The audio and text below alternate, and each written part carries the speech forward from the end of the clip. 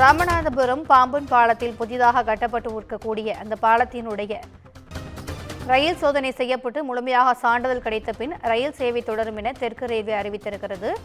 அண்மை செய்தியாக பார்த்துக் கொண்டிருக்கிறோம். தூக்கு பாலத்தை 10 மீட்டர் உயரம் தூக்கி சோதனையானது நடத்தப்பட்டிருக்கிறது. கூடுதல் விவரங்களை எமது செய்தியாளர் லிங்கேஷ் வழங்க கேட்கலாம். வணக்கம் லிங்கேஷ், இந்த சோதனை குறித்தான கூடுதல் விவரங்கள். நாட்டின் நிலப்பரப்போட ராமேஸ்வரம் தீவை இணைக்கும் வகையில கடந்த 1914ஆம் ஆண்டு ரயில் பாலம் அமைக்கப்பட்டது. 2.5 கிலோமீட்டர் தூரம் உள்ள கடல் பரப்பின் நடுவே கப்பல்கள் கடந்து செல்லும் வகையில் தூக்கு பாலத்துடன் கூடிய இந்த ரயில் பாலத்துல நூற்றாண்டுகளை கடந்தும் ரயில் போக்குவரத்து சேவை நடந்து வந்தது. இந்த நிலையில் கப்பல்கள் செல்லும் வகையிலான தூக்கு பாலத்தில் கடந்த சில ஆண்டுகளாக பழுது ஏற்பட்டு ரயில் போக்குவரத்து பாதிக்கப்பட்டது. இதையடுத்து பாம்பன் கடலின் நடுவே புதிய ரயில் பாலம் கட்ட மத்திய அரசு திட்டமிட்டது. இதனைத் தொடர்ந்து சுமார் 525 கோடி ரூபாய் மதிப்பீட்டில் புதிய பாலம் கட்டும் பணிகள் துவங்கப்பட்டன.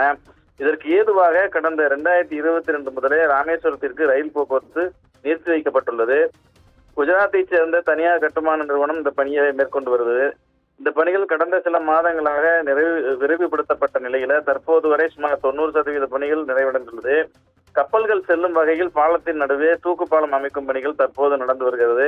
இந்த நிலையில இந்த தூக்கு பாலத்தினை தாங்கி நிற்கக்கூடிய தூண்கள் அமைக்கும் பணி ஒரு புறம் முடிந்த நிலையில தற்போது மற்றொரு புறம் மேற்கொள்ளப்பட்டு வந்தது.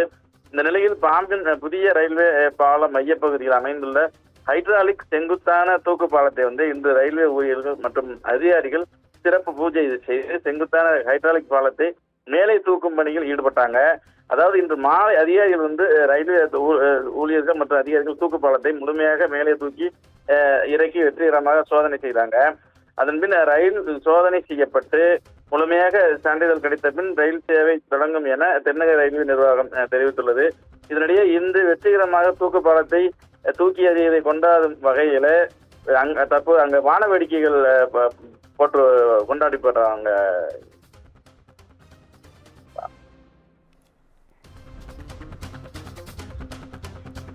கூடுதல் விவரங்களுக்கு நன்றி லிங்கேஷ்.